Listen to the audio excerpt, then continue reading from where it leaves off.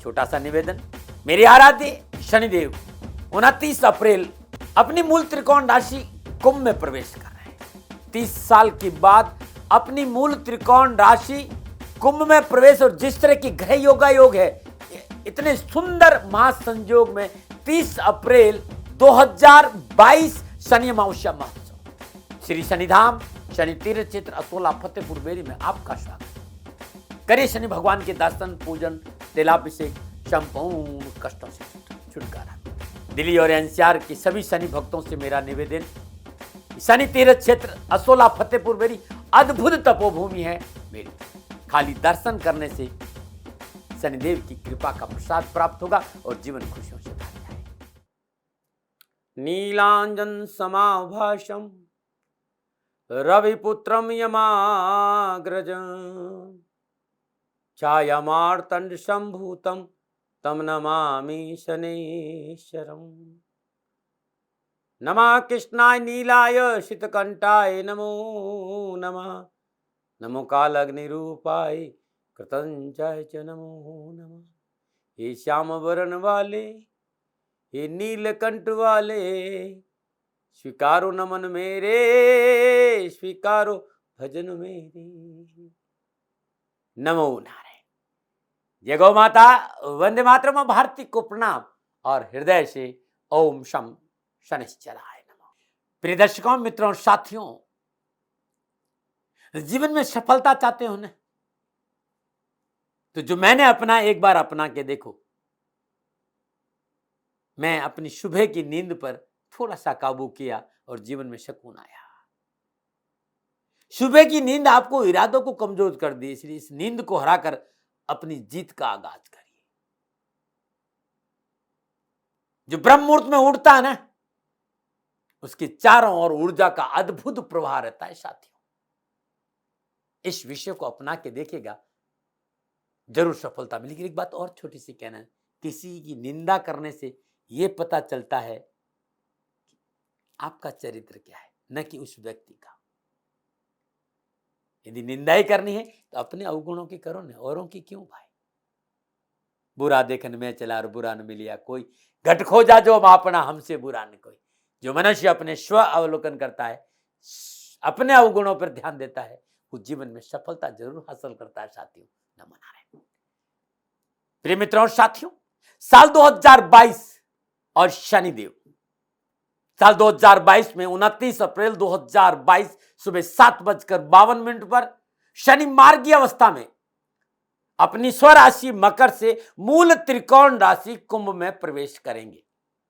जिस समय शनिदेव अपनी मूल त्रिकोण राशि कुंभ में प्रवेश करेंगे, धनिष्ठा नक्षत्र का तीसरा चरण रहेगा। यानी धनिष्ठा नक्षत्र के तीसरे चरण में मूल राशि कुंभ में शनिदेव का प्रवेश है। 30 साल के बाद अपनी मूल त्रिकोण राशि कुंभ में शनिदेव का प्रवेश अद्भुत और अलौकिक रहेगा।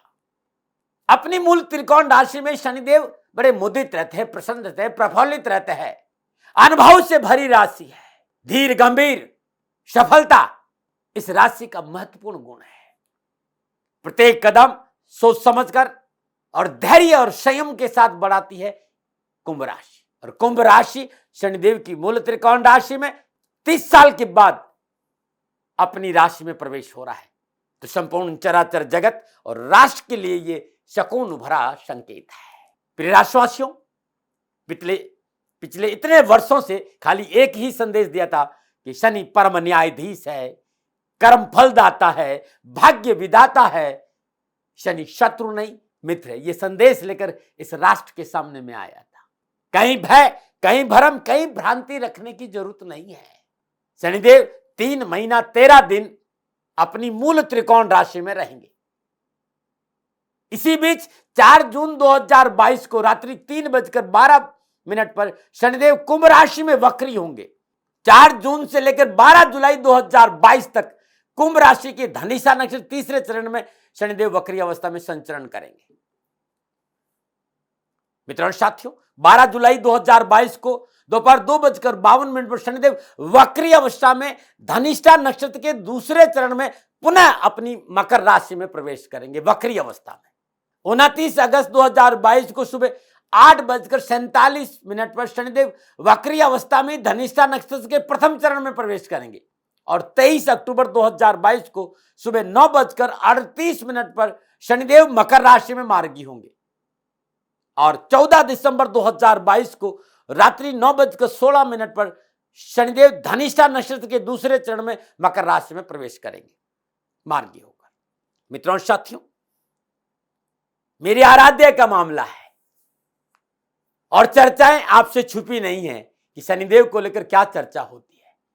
सूर्य पुत्र, छाया संतान, कश्यप पुत्र, कश्यप वंशज, कश्यप अवतार का प्रतीक, नारायण का अनन्य भक्त, महादेव का शिष्य, देवादिदेव शनिदेव, कर्म फल दाता शनिदेव, मेरे आराध्य शनिदेव अपनी मूल त्रिकोण राशि में पौबारा 25 करेंगे।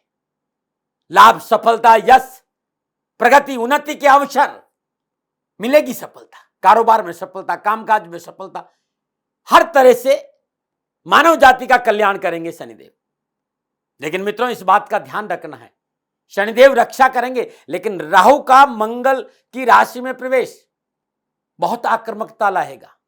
अनऑर्थोडॉक्स है राहु, कब क्या घटना घटाएगा ये कहा नहीं जा सकता, लेकिन शनिदेव से राहु हमेशा दबते हैं।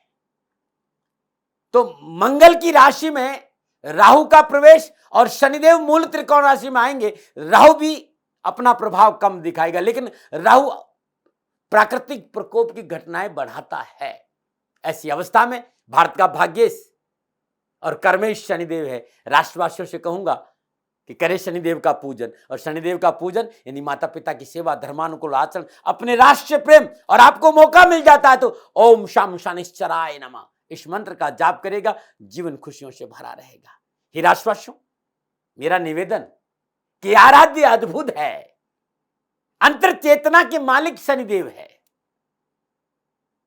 अपनी चेतना में अपनी राष्ट्र के प्रति प्रेम, अपनी चेतना में अपने मां बाप का आदर, अपनी चेतना में गरीब का साथ, धर्म की डगर, नीति नियम सिद्धांतों का पालन शनिदेव राजा बनाते हैं। शनिदेव का कहना है कि मेरे मार्ग पे चल के तो देख, तेरे सारे मार्ग नहीं खोल दूं ना, तू मुझे अपना बना के देख सारा, जहां तुझे तेरा नहीं बना दो तो कहना, मेरे लिए खर्च करके तो देख, कुबेर के भंडार नहीं खोल दूं तो कहना, तू मुझे अपना तो बना, चराचर जगत तेरा बना दूंगा। गरीब को गले लगाना, गरीब का साथ देना, वो व्यक्ति जो वास्तव में जरूरतमंद है उसके साथ खड़े रहोगे, शनिदेव आपके साथ खड़े रहेंगे। समय इसलिए ले रहा हूं क्योंकि शनिदेव को लेकर बहुत सी भ्रांतियां हैं और एक ऐसी विडंबना जो चराचर जगत को भय से मुक्त करता है, उसी से हम भयभीत। कर्म, धर्म, गति, ज्ञान, भक्ति, सत्य, करुणा, साधना, समाधि, सुख का कारक देवादिदेव शनिदेव अपनी मूल त्रिकोण राशि में आ रहे, इसलिए भयभीत और भ्रम में रहने की कहीं जरूरत नहीं। सबका भला होगा, सबका भला होगा। ना मकर को भयभीत होना है, ना कुंभ को भयभीत होना है, ना मीन को भयभीत होना, ना कर्क को भयभीत होना, नहीं वृश्चिक को भयभीत, क्योंकि मकर राशि वालों के लिए 7.5, कुंभ राशि वालों के लिए 7.5, मीन राशि वालों के लिए 3 महीना 13 दिन 7.5 का प्रथम चरण, और कर्क राशि वालों के लिए पुनः ढैया प्रारंभ होगा और वृश्चिक राशि वालों के लिए ढैया प्रारंभ होगा। और जब पुनः वापस वक्री अवस्था में मकर में आएंगे तो ना धनु को समस्या, ना मकर को समस्या, ना कुंभ को समस्या। अपने घर में विराजमान है शनि, भयभीत होने की जरूरत नहीं है। अब वक्री अवस्था में वापस जब वक्री होंगे क्या प्रभाव रहेगा, वो वीडियो लेकर मैं आपके सामने जरूर आऊंगा। लेकिन आज आपसे निवेदन करना चाहता हूं, थोड़ा सा मुस्कुराइए, क्योंकि मूल त्रिकोण राशि में 30 साल के बाद शनिदेव का प्रवेश हो रहा है और कुंभ राशि में शनिदेव का प्रवेश 12 के 12 राशियों के लिए लाभदायक और सफलता से भरा रहेगा। हाँ, आपस में जो ग्रह योगायोग है, आपकी जन्म कुंडली में जिस तरह ग्रहों का योगायोग है, उसका फल आपको क्या मिलेगा ये जन्म कुंडली देखकर ही पता चल सकता है। लेकिन मोटा मोटा मैं कहूं तो संपूर्ण चराचर जगत को शनिदेव का ये राशि परिवर्तन लाभ देगा, न मना रहे।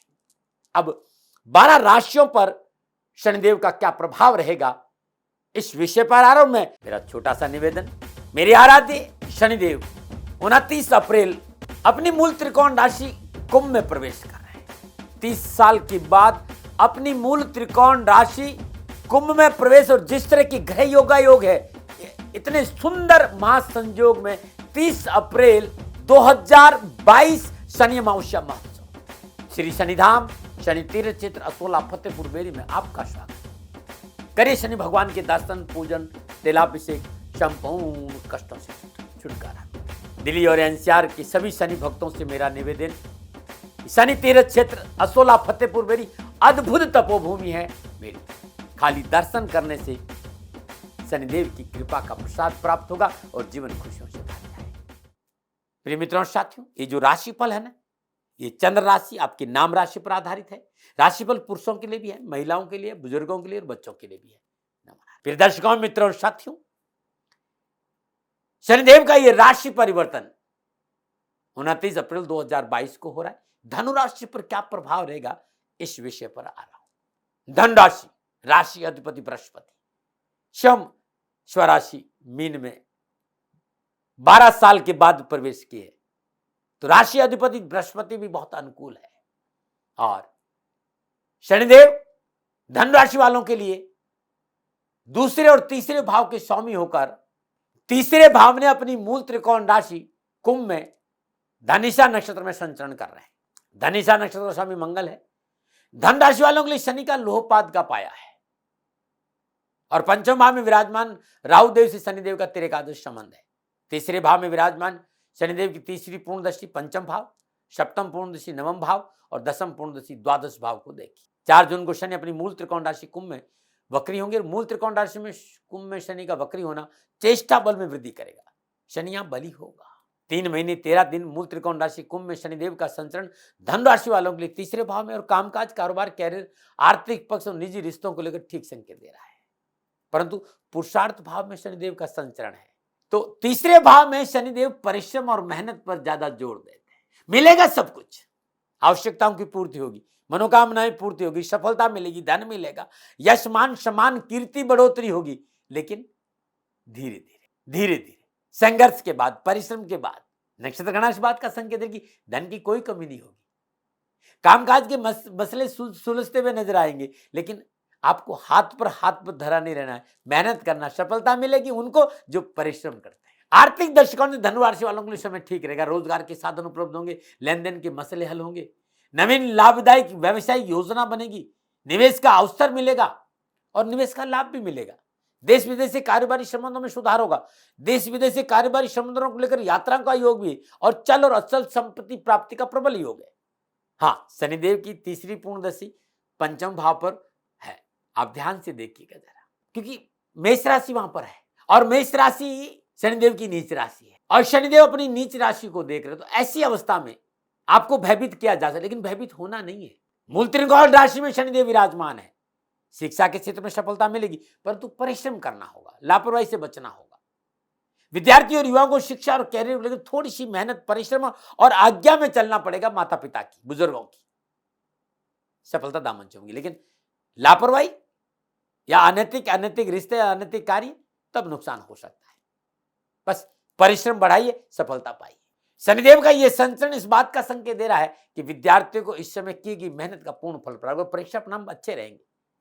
शनिदेव की कृपा के कारण शिक्षा के दृष्टिकोण में आपके लिए बेहतरीन समय हो सकता है परिश्रम के बल पर।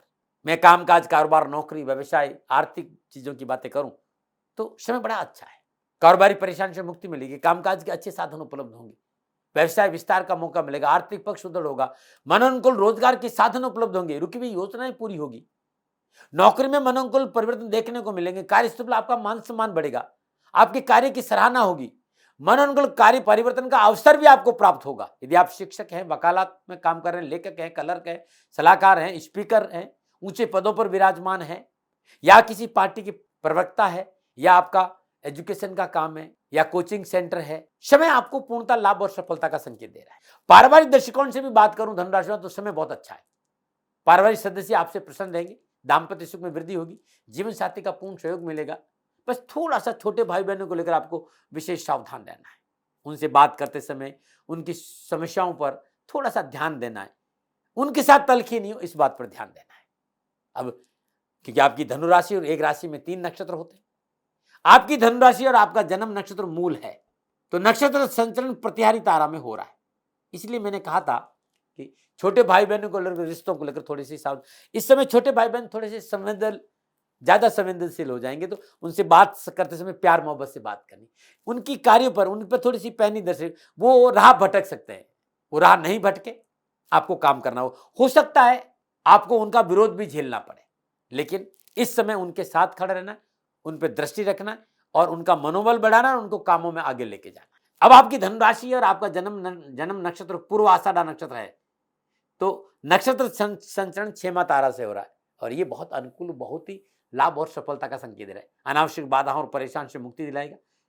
कार्य में आ रही बाधाएं दूर होगी, सफलता के अच्छे योग बने। जो मैंने सफलताएं बताई ऊपर, वो सब आपको मिलेगी। लेकिन यदि आपकी धनुराशि और आपका जन्म तारा उत्तराषाढ़ नक्षत्र है, तब विपद तारा से संचरण हो रहा है। समय उत्तराषाढ़ नक्षत्र में पैदा हुए जातकों के लिए थोड़ा सा निजी रिश्तों को लेकर सावधानियां, मतलब कि अनैतिकता का दामन नुकसान देगा। यदि रिश्तों में अनैतिकता रखी, अनैतिक संबंध रखे, रिश्तों में पवित्रता नहीं रखी, तब परेशानी है। नीति नियम सिद्धांतों का उल्लंघन नहीं करें, मर्यादाओं का पालन करें। पारिवारिक रिश्तों में सावधानी बरतें, पारिवारिक सदस्यों की आवश्यकताओं पर ध्यान दीजिए। कुटुंब परिवार में थोड़ा सा उठापटक हो सकती है, लेकिन आपको पवित्रता रखनी है तो कष्ट नहीं आएगा। आप कहेंगे विशेष सावधानी क्या है, तो माता पिता के स्वास्थ्य को लेकर सावधानी बरतें। छोटे भाई बहनों के साथ रिश्तों में तलखीनियां, इस पर थोड़ा सा ध्यान, उन्हें अकेला नहीं छोड़े, उनके साथ खड़े रहे, क्योंकि छोटे भाई बहनों को अनावश्यक समस्याओं का सामना करना पड़ सकता है। जमीन जायदाद के बंटवारे को लेकर लापरवाही नहीं बरते, निजी संबंधों में सावधानी बरते। प्रतिकूल संबंधों की वजह से गलती हो सकती है, जिसका खामियाजा भुगतना पड़ सकता है, इसलिए ऐसे कोई संबंध जो मर्यादाओं का उल्लंघन करवा रहे, उनसे दूर रहिए। कारोबार में पैसों को लेकर अति विश्वास नुकसान दे सकता है, पैसा डूब सकता है या कोई पैसा लेके भाग सकता है, इस बात पर भी ध्यान रखिए। क्या उपाय करें धन राशि वालों? ये उपाय 43 दिन तक करना है और ये उपाय 30 अप्रैल 2022 शनि अमावस्या के दिन प्रारंभ करना और हर शनिवार करना और 43 शनिवार करना है। हर शनिवार को सूर्य उदय से पहले पीपल के वृक्ष में चौमुख का सरसों का तेल का दीपक जलाना है और श्रद्धा भाव से जितना आपको समय मिलता है, श्री शिवाय नमस्तुभ्यम ओम शम शनिश्चराय नमः, श्री शिवाय नमस्तुभ्यम ओम शम शनिश्चराय नमः, श्री शिवाय नमस्तुभ्यम ओम शम शनिश्चराय, इस मंत्र का जाप करते पीपल की परिक्रमा करें। थोड़ी देर पीपल के नीचे रहे, लेकिन सूर्य उदय से पहले। सूर्यास्त के बाद भी आप पीपल के वृक्ष के नीचे सरसों का तेल का दीपक जलाएं और इसी मंत्र का जाप करें, आपके लिए बहुत अच्छा रहेगा। शनिवार दिन श्रद्धानुसार जो वजन के बराबर या श्रद्धानुसार जो गौशाला में दान देना बड़ा शुभ रहेगा। चने की दाल, पीले वस्त्र, पीली वस्तुएं गरीब जरूरतमंद 9 वर्ष की कम आयु की कन्याओं को बांटना आपके लिए रामबाण उपाय सिद्ध होगा, करके देखिएगा। और जब भी आप मौका मिले, घर में सरसों का तेल का दीपक जलाइए सुबह शाम। शनिश्चर स्त्रोत www.shanidham.in पे मिल जाएगा, गूगल या यूट्यूब पे मिल जाएगा, सुने या खुद करें, कष्ट और परेशानी से छुटकारा मिलेगा। शनिदेव जो 12 जुलाई को वक्री होकर पुनः मकर राशि में आएंगे, उस समय आपकी राशि पर क्या प्रभाव रहेगा वो वीडियो में बाद में लेकर आऊंगा। ये फलादेश 3 महीना 13 दिन का है। पुनः निवेदन, ये नक्षत्र गणनाओं का आकलन था, मैंने एक प्रयास किया, मैंने अपना अनुभव आपके सामने रखा और इतने वर्षों में मैंने कभी अपने विचार नहीं ला देना, विवाद न तर्क, सेकंड ओपिनियन का अधिकार मैंने हमेशा आपको दिया साथियों, मानो न मानो आपकी मर्जी। हाँ, इतना जरूर कहना चाहता हूं कि मेरे जीवन भर का अनुभव है, शनिदेव शत्रु नहीं मित्र है, कर्मफल दाता है, मोक्ष के दाता है, भाग्य विदाता है, भीतर की चेतना का कारक शनि है। क्लींजिंग और कर्माज, कर्मों में सुधार करें और कर्मों का पालन करें। शनिदेव आपकी रक्षा करें। तब भी मेरे से कोई भूल हो गई हो तो दोनों हाथ जोड़कर क्षमा प्रार्थी हूँ। आप सुखी रहें, स्वस्थ रहें, समृद्धिशील रहे, शनिदेव के चरणों में मेरी प्रार्थना, नमन। मेरा छोटा सा निवेदन, मेरे आराध्य शनिदेव 29 अप्रैल अपनी मूल त्रिकोण राशि कुंभ में प्रवेश कर रहे हैं। 30 साल के बाद अपनी मूल त्रिकोण राशि कुंभ में प्रवेश, और जिस तरह की ग्रह योग है, इतने सुंदर महासंयोग में 30 अप्रैल 2022 शनि अमावस्या महोत्सव श्री शनिधाम शनि तीर्थ क्षेत्र असोला फतेहपुर बेरी में आपका स्वागत। करिए शनि भगवान के दर्शन, पूजन, तेलाभिषेक, संपूर्ण कष्टों से छुटकारा। दिल्ली और एनसीआर के सभी शनि भक्तों से मेरा निवेदन, शनि तीर्थ क्षेत्र असोला फतेहपुर बेरी अद्भुत तपोभूमि है मेरी। खाली दर्शन करने से शनिदेव की कृपा का प्रसाद प्राप्त होगा और जीवन खुशियों से भर जाएगा। राजस्थान का हर व्यक्ति जानता है कि दाती महाराज गायों से बहुत प्यार करते हैं, बेटियों से बहुत प्यार करते हैं। हजारों सैकड़ों बेटियों के लिए, जीवन के लिए मैंने अपना संपूर्ण जीवन दिया है और ये मेरा शौक था, मेरी राष्ट्र की धरोहर थी और ये करना मेरा कर्तव्य और कर्म था। मैं आपको किसी वजह से नहीं सुना रहा हूं, बस खाली बता रहा हूं कि ये मेरा जीवन का लक्ष्य रहा है। मनुष्य हूं और मानव होने के नाते मेरा कर्तव्य है कि मैं अपनी राष्ट्र की सेवा करूं। मैं इस राष्ट्र का नागरिक हूं। 30 सालों से मैं बेटी बचाओ और गौ सेवा में अपना जीवन इस राष्ट्र के साथ लगाया है। वर्तमान परिस्थितियां आर्थिक दृष्टिकोण से मेरी अनुकूल नहीं है।